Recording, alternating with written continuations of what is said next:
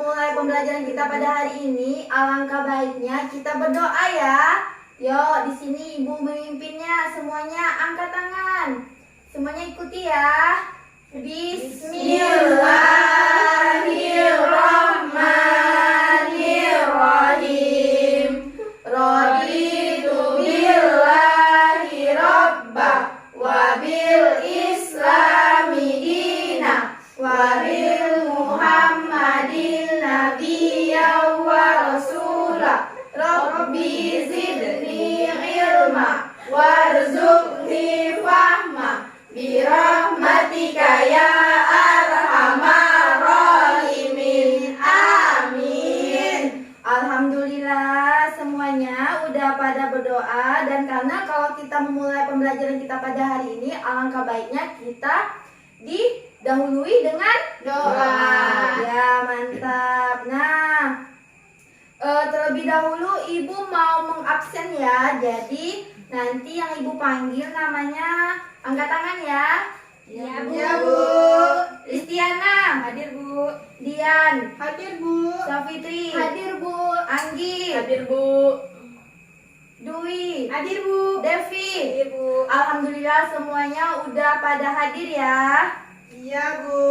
Nah, di sini sebelum kita mulai pelajaran, biar kita lebih bersemangat, Ibu ada yang nih. Nah, misalkan Ibu bilang tepuk semangat. Semangat.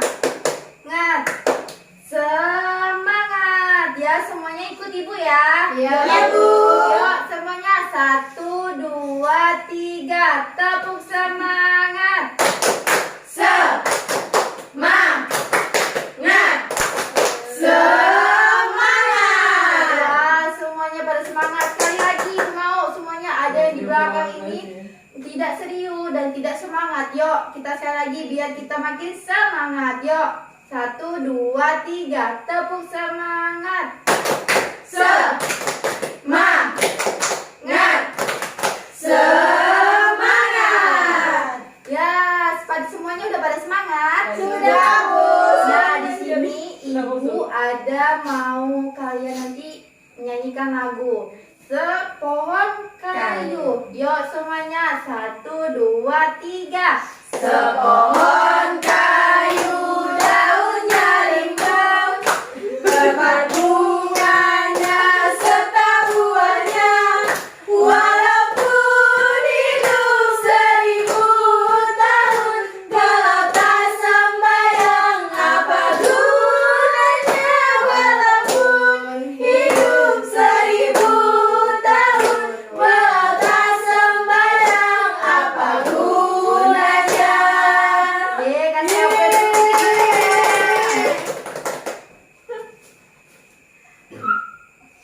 Nah, di sini ada yang tahu nggak kenapa hari ini kita belajar tentang apa? Ayo, ada yang ingat? Tidak, Bu. Nah, materi kita pada hari ini tentang Sunan Kalijaga. Jaga.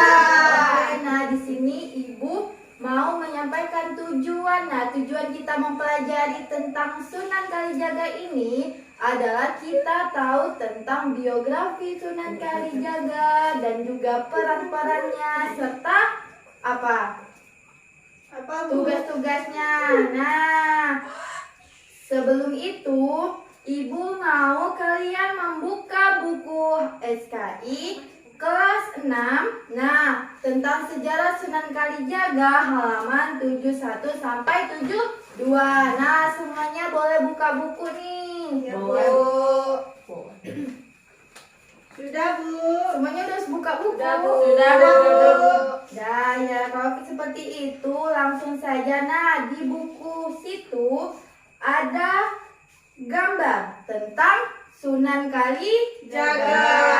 Nah, jadi di buku tersebut itu ada mencantumkan Sunan Kalijaga kan. Nah, selanjutnya di bawahnya kalian tinggal lihat ada profil Sunan Kalijaga. Nah, di sini ada yang mau membaca profil Sunan Kalijaga?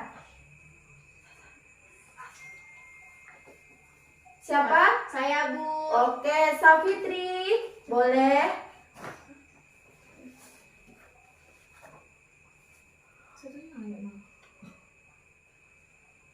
Nanti dilanjutkan sama teman yang lain boleh Bu? Boleh. Nah, ini. Saya makin mau ngulur lagi. Iya, dan orang sengaja. Itu.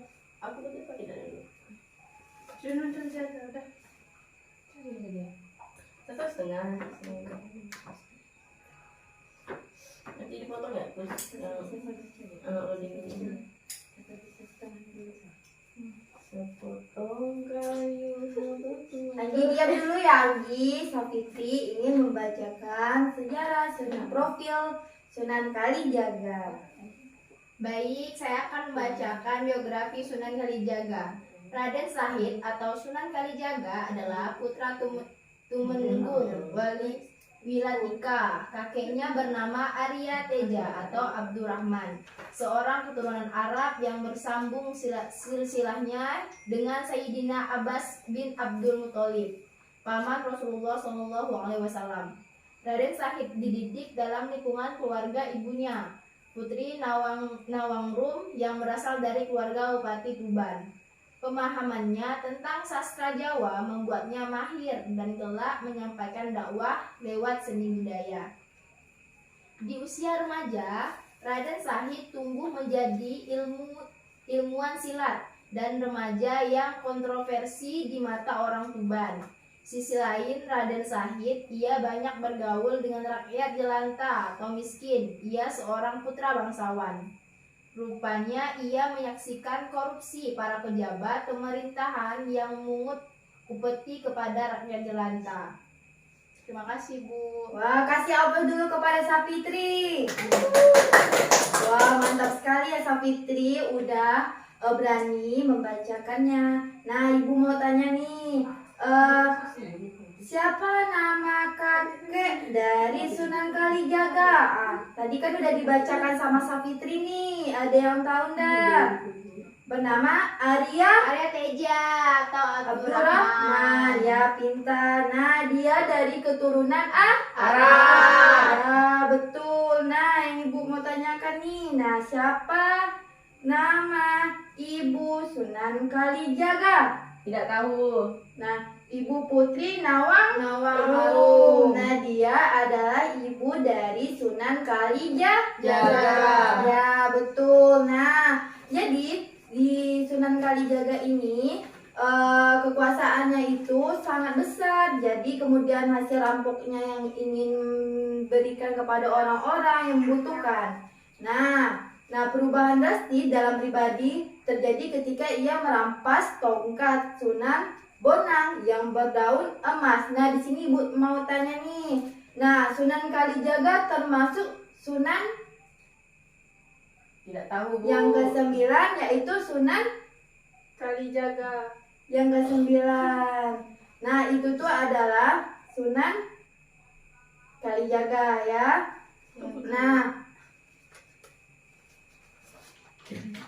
Nah Ibu, dakwah pertama kali itu di wilayah Cirebon di desa Kalijaga untuk mengislamkan penduduk Indramayu dan Pamanukan. Setelah cukup lama berdakwah, Sunan Kalijaga melakukan uzulah atau mengasingkan diri untuk beribadah selama 3 bulan di Pulau Upi. Di pulau apa? Upi. Nah, Melaka, bukan Uping ya, tapi Pulau Upi. Upi. Ya, betul. Nah, dan juga Pulau Malaka, Malaysia. Nah, jadi Sunan Kalijaga melanjutkan kembali dakwahnya selama beberapa menyisiarkan Islam di Cirebon. Mula-mula ia menyamar sebagai marbot masjid. Apa menyamar menjadi apa? Marbot masjid. Ya, sang cipta rasa. Di masjid inilah ia bertemu Sunan Gunung Jati. Kemudian menikahnya dengan Siti Zainab, yaitu adik dari Sunan Gunung Jati.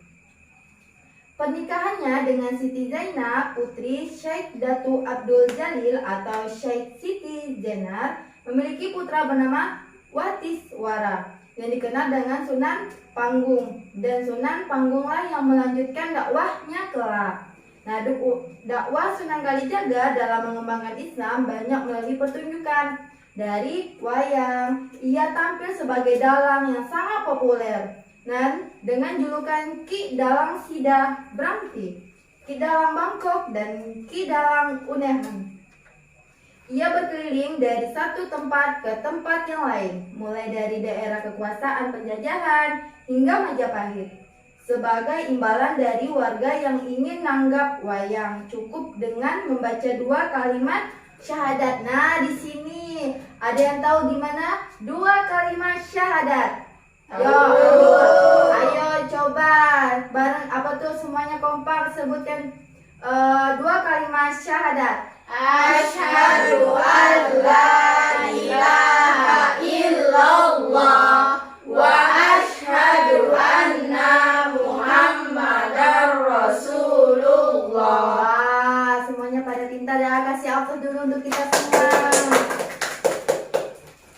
Nah, jadi dan tidak pungut biaya untuk menjadi dalang. Nah, selain sebagai dalang, Sunan Kalijaga juga merancang pakaian dan merancang alat pertanian. Makam Sunan Kalijaga terletak di Desa Kadilangu, berjarak 3 km dari Masjid Agung Demak. Sunan Kalijaga wafat pada tahun 1045 Hijriah. Berapa? Tahun berapa? 1045 Hijriah. Nah, diceritakan dia merupakan salah satu tokoh berusia lanjut mengalami 3 zaman sekaligus, yaitu Majapahit, Demak, Panjang, hingga Mataram. Sunan Kalijaga dianggap sebagai pelindung kerajaan Mataram dan menjadi penasehat dan dalam kebijakan para sultan. Nah, selanjutnya kita masuk ke peran Sunan Kalijaga dalam mengembang Islam di Indonesia. Nah, di sini ada yang ingin mau membacakan tentang peran Sunan Kalijaga. Oh, saya Bu. Nah, Devi, boleh. Silakan Devi. Ya Bu.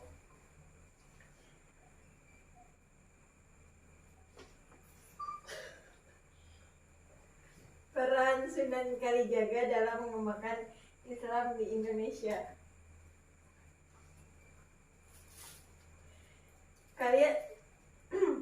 Yang pertama yaitu menanamkan nilai-nilai Islam melalui seni wayang. Di masa Majapahit, pertunjukan wayang berkaitan dengan kegiatan keagamaan Hindu-Buddha dan menjadi sarana komunikasi yang efektif dengan masyarakat. Karena itu, Sunan Kalijaga berdakwah melalui pendekatan seni dan kearifan lokal. Dalam perkembangannya, Sunan Kalijaga dan anggota Wali Songo lainnya mereformasi seni pertunjukan wayang berdasarkan aturan yang disepakati bersama. Di antaranya, yang pertama, seni wayang perlu diteruskan dengan perubahan-perubahan sesuai zaman. Yang kedua, bentuk wayang berupa arca-arca harus dirubah. Yang ketiga, merubah cerita dewa menjadi cerita yang mengandung jiwa Islam. Yang keempat, cerita wayang berisi keimanan, ibadah, akhlak, dan sopan santun. Dan yang kelima, pagelaran wayang diselenggarakan dengan tata cara sopan santun, jauh dari maksiat.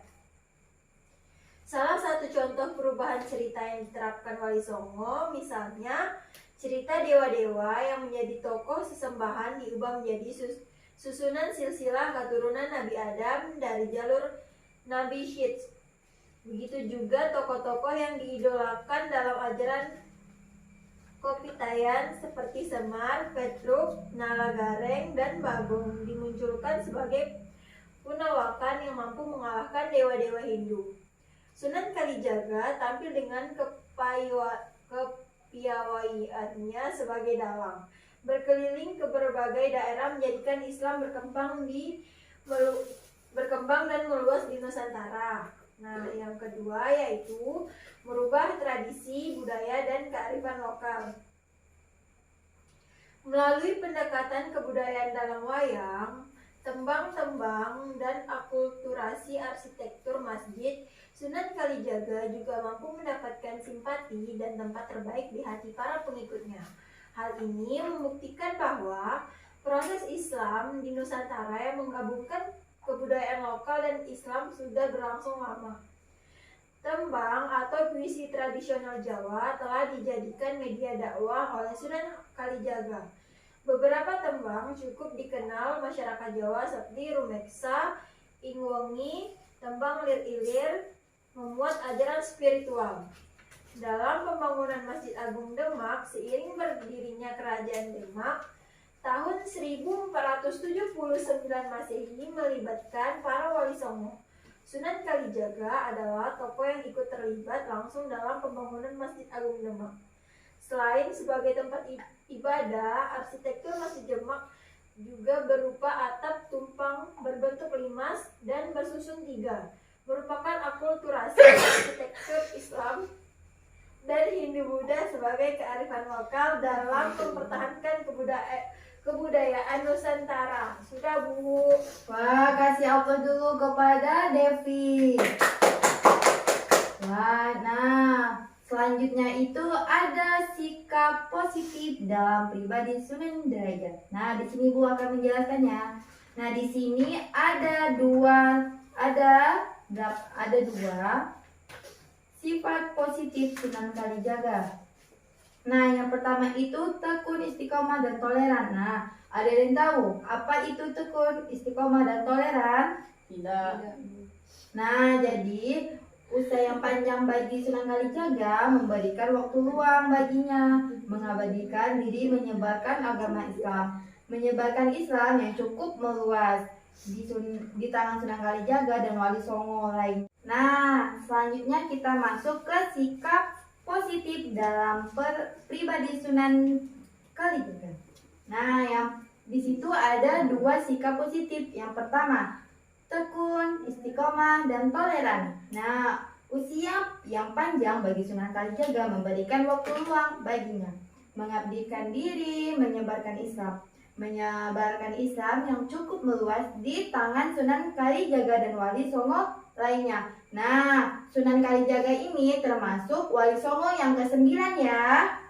Iya, Bu. Nah, penyebaran Islam yang cukup meluas di tangan Sunan Kalijaga dan Wali Songo lainnya dikarenakan ketekunannya berkeliling dakwah dari satu daerah ke daerah lain dengan pendekatan seni budaya dan kebijakannya, menyampaikan ajaran Islam dengan cara santun, toleran, tanpa paksaan. Kedatangannya menjadi dalang di sejumlah daerah tanpa mengharapkan upah. Baginya, ucap 2 kalimat syahadat dari penanggap wayang merupakan upah yang tak senilai. Jadi, Sunan Kalijaga tidak menerima upah dari uang sepeser pun atau apapun itu. Jadi, Sunan Kalijaga apabila dari penanggap wayang cukup membacakan 2 kalimat syahadat, itu udah membayarnya tuh udah tidak senilai lagi. Nah, jadi sikap positif yang kedua, seniman yang kreatif punya banyak ide dan gagasan. Berbagai peninggalan bersejarah seperti gubahan tembaga, karya suluk, rancangan dan lakon wayang kulit, permainan tradisional, formasi alat-alat gamelan, rancangan alat-alat pertanian, dan sumbangsi terhadap ketaatan negaraan yang baik merupakan sikap hidup bernilai positif untuk diteladani.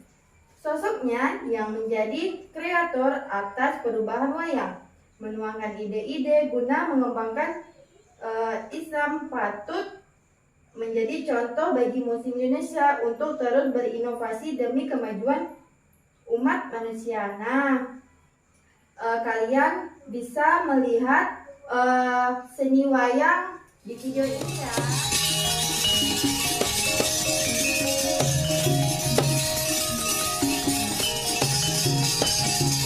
Pada suatu malam hari, tepatnya di Masjid Agung Demak, Jawa Tengah, para anggota Wali Songo mengadakan perkumpulan untuk membahas rencana Sunan Kalijaga yang akan menyebarkan ajaran Islam di tanah Jawa dengan menggunakan metode wayang. Assalamualaikum warahmatullahi wabarakatuh. Yang saya hormati guru-guru saya dan para saudara seperjuangan. Alhamdulillah, atas izin Allah Subhanahu wa Ta'ala, malam ini kita semua bisa berkumpul untuk membahas tentang rencana saya yang akan menyebarkan ajaran Islam dengan menggunakan metode wayang. Mengingat masyarakat Jawa yang sangat menggemari akan pertunjukan wayang, apakah panjenengan sedoyo menyetujui dengan apa yang saya rencanakan? Maaf Raden, kenapa harus dengan pertunjukan wayang? Bukankah wayang itu haram? Karena bentuknya yang menyerupai dengan bentuk manusia. Bukankah kita mengetahui bahwa apa yang kita ciptakan tidak boleh menyerupai bentuk yang sama persis dengan apa yang Allah ciptakan? Baik, Kanjeng Sunan Giri, bantahan jenengan saya terima. Kalau memang wayang diharamkan karena bentuknya yang menyerupai bentuk manusia, kemudian saya rubah bentuk wayang tersebut tidak lagi menyerupai bentuk manusia, apakah wayang tersebut masih dianggap haram?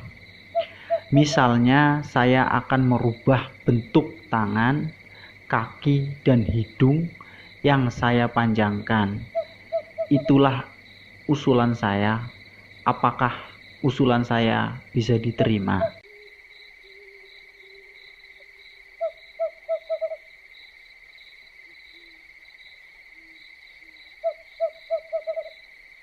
Setelah mendapatkan persetujuan dari para anggota Wali Songo yang lain, termasuk Sunan Giri, akhirnya Sunan Kalijaga melanjutkan rencananya untuk menyebarkan ajaran agama Islam dengan wayang kulit.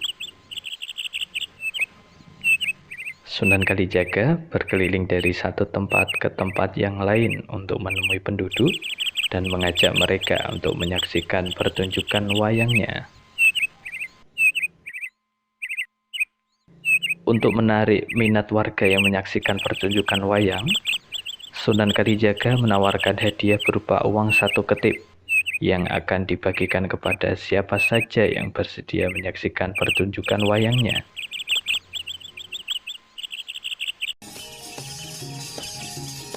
Pada keesokan harinya, Sunan Kalijaga mulai memainkan wayangnya. Lakon Nawaruci sebagai lakon utama yang dimainkan oleh Sunan Kalijaga.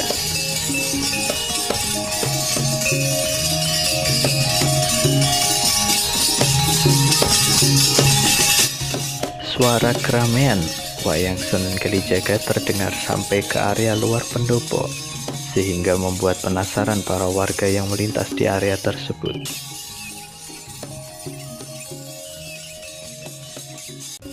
Kalau begitu, kita masuk ke dalam pendopo saja untuk membuktikan kalau itu benar-benar orang yang sedang bermain wayang.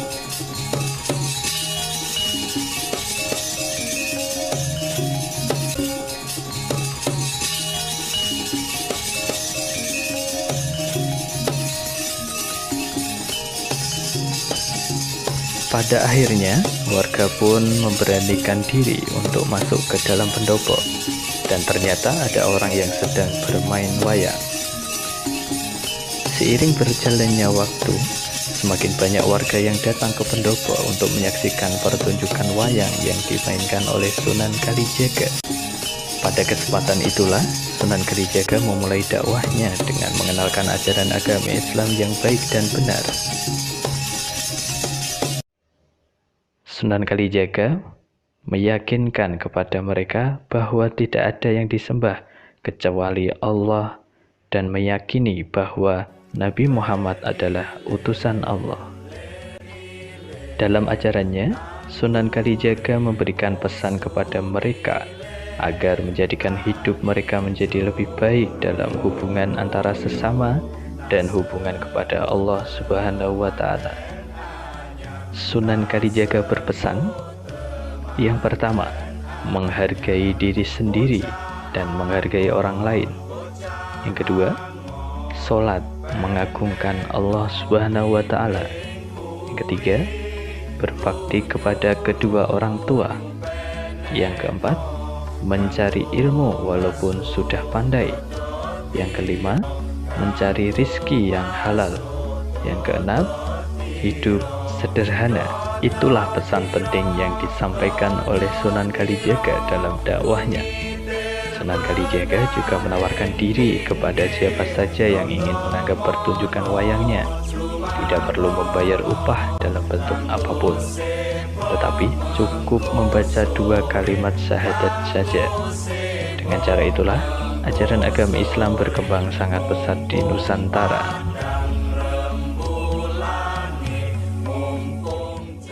Nah, selanjutnya kalian buka halaman 76 ya. Nah, di situ ada latihan soal. Nah, Ibu mau kalian mengerjakan soal. Jadi Ibu kasih waktu kalian mengerjakan soalnya 15 menit. Nah, semuanya kerjakan ya. Setelah itu kumpulkan ke depan.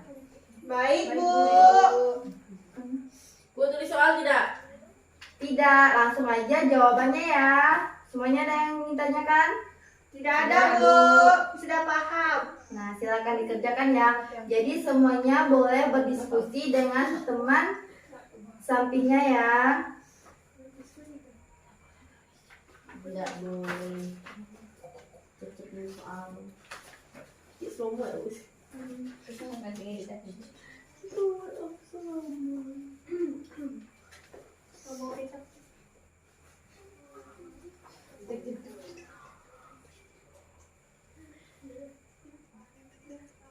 Itulah pelajarannya.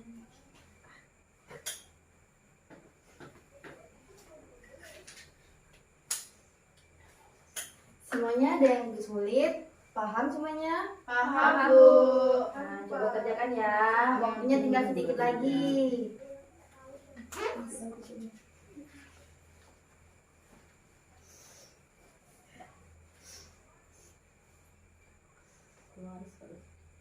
Waktunya udah habis. Semuanya kumpulkan latihannya ke depan ya. Ya, Bu.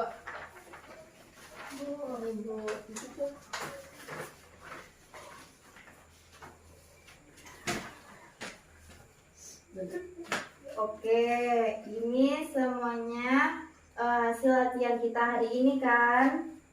Nah, di sini Ibu kita bersama-sama boleh menyimpulkan nih tentang pelajaran kita pada hari ini. Jadi hasil pelajaran kita di sini ada apa saja? Yang pertama tadi ada biografi Sunan Kalijaga. Yang kedua ada apa? Peran Sunan Kalijaga. Ya, yang terakhir sikap positif Sunan Kalijaga. Nah, jadi bisa disimpulkan dalam pembelajaran kita pada hari ini ya. Nah, di sini Ibu mau tanya nih, gimana perasaan kalian tentang pelajaran kita hari ini? Apakah kalian sangat gembira atau gimana? Siapa yang mau perwakilan dari satu kelas nih? Depi, Bu. Siapa? Depi, Bu. Depi, Bu.